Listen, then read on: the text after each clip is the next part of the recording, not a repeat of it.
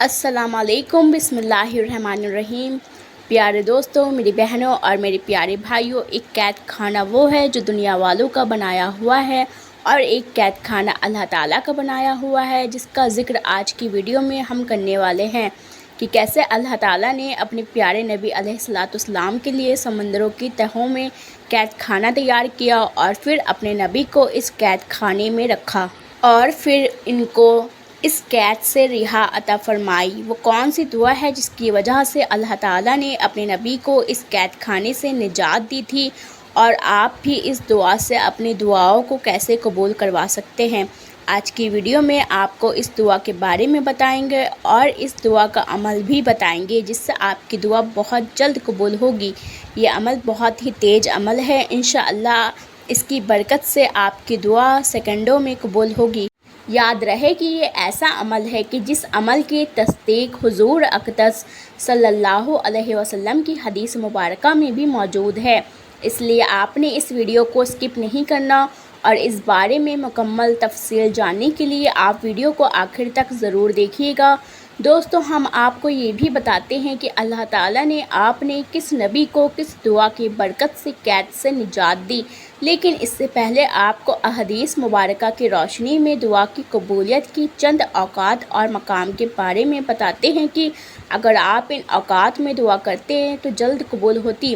ہے۔ حضرت ابو ہریرہ رضی اللہ تعالیٰ عنہ سے مروی ہے کہ نبی کریم صلی اللہ علیہ وسلم نے فرمایا، انسان اپنے رب کے سب سے زیادہ قریب سجدے کی حالت میں ہوتا ہے، اس لیے سجدے میں دعا کثرت سے کیا کرو۔ حضرت ابو امامہ رضی اللہ تعالیٰ عنہ سے روایت ہے کہ رسول اللہ صلی اللہ علیہ وسلم سے پوچھا گیا کہ کون سی دعا زیادہ قبول ہوتی ہے؟ آپ صلی اللہ علیہ وسلم نے فرمایا کہ رات کے آخری حصے میں اور فرض نماز کے بعد مانگی جانے والی دعا۔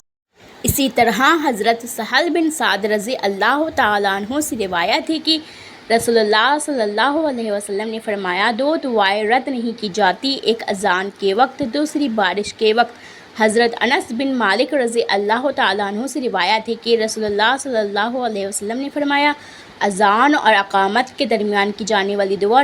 رد نہیں کی جاتی۔ لوگوں نے پوچھا، یا رسول اللہ صلی اللہ علیہ وسلم، پھر ہم اس وقت کیا دعا کریں؟ آپ صلی اللہ علیہ وسلم نے فرمایا، اللہ تعالیٰ سے دنیا اور آخرت کی عافیت مانگا کرو۔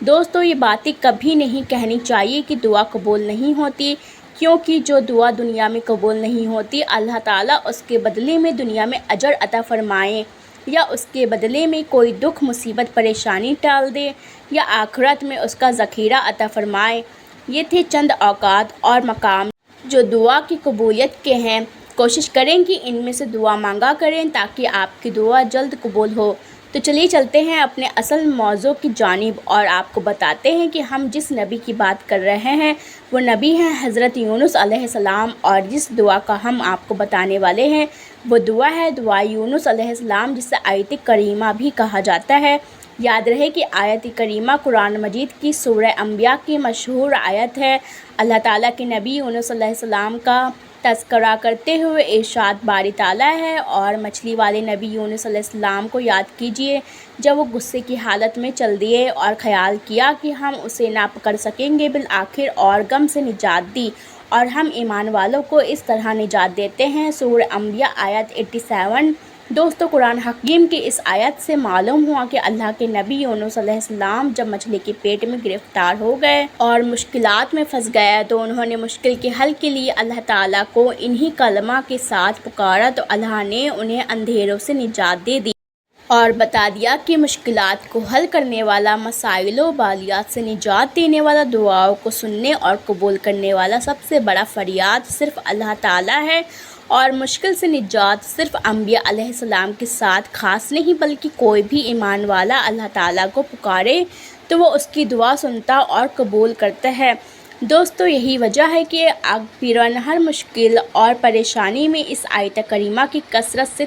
تاکید کرتے ہیں کہ جب بھی آپ کو کوئی مشکل پیش آئے تو آپ اللہ پر یقین کے ساتھ اس آیت کی کثرت شروع کر دیں، تو اللہ تعالیٰ آپ کو اس مشکل سے نجات عطا فرمائے گا۔ آپ کو اس آیت کریمہ کی شان نزول کے بارے میں مختصر بتاتے ہیں۔ اس بارے میں روایت میں آتا ہے کہ اللہ تعالیٰ نے یونس علیہ السلام کو عراق موصل کے علاقے نینوا والوں کی طرف مبعوث فرمایا تھا۔ آپ اپنی قوم کو ایمان اور توحید کی دعوت دیتے رہے، لیکن آپ علیہ السلام کی قوم آپ کی تکذیب کرتی رہی، کفر و عناد پر اڑی رہی۔ ایک مدت کی تبلیغ کے بعد جب آپ علیہ السلام بالکل مایوس ہو گئے کہ قوم ایمان لانے والی نہیں اور عذاب الہی کا وقت قریب آ گیا، تو آپ علیہ السلام اپنی قوم کو 3 دن کے بعد عذاب الہی کی وعظ سنا کر اللہ تعالیٰ کی اجازت کے بغیر وہاں سے نکل گئے اور مشکل سے 2 چار ہوئے۔ اللہ تعالیٰ نے آپ یونس علیہ السلام کو مچھلی کے پیٹ میں قید کر دیا،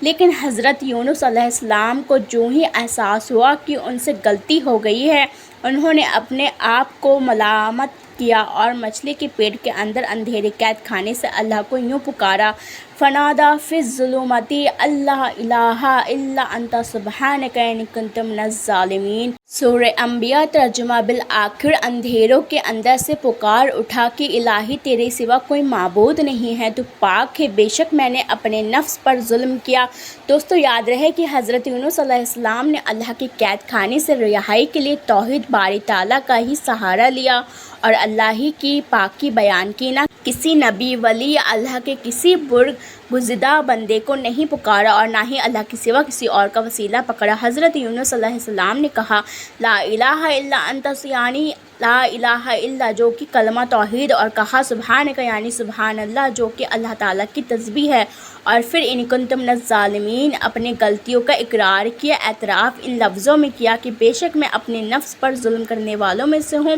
اس جملے میں ان باتوں کا اعتراف ہے کہ اے اللہ، میں نے تیرے حکم کا انتظار نہ کر کے تیرا کچھ نہیں بگاڑا اور مجھے اس قید میں ڈال کر تو نے مجھ پر کوئی ظلم نہیں کیا، کیونکہ تو اس سے پاک ہے کہ کسی پر ظلم کرے۔ یہ تو ہم انسان ہی ہیں جو جلد باز ہیں، ناشکرے ہیں اور بے صبرے ہیں اور اپنی ہی جان پر ظلم کرنے والے ہیں۔ تب ہمارے غفور الرحیم رب نے نہ صرف اپنے نبی کی دعا قبول کی اور انہیں غم یعنی قید سے نجات بخشی، بلکہ یہ بھی فرما دیا کہ جو بھی مومن بندہ یہ دعا مانگے گا اسے نجات ملے گی۔ اور اسی وجہ سے رسول اللہ صلی اللہ علیہ وسلم نے ارشاد فرمایا کہ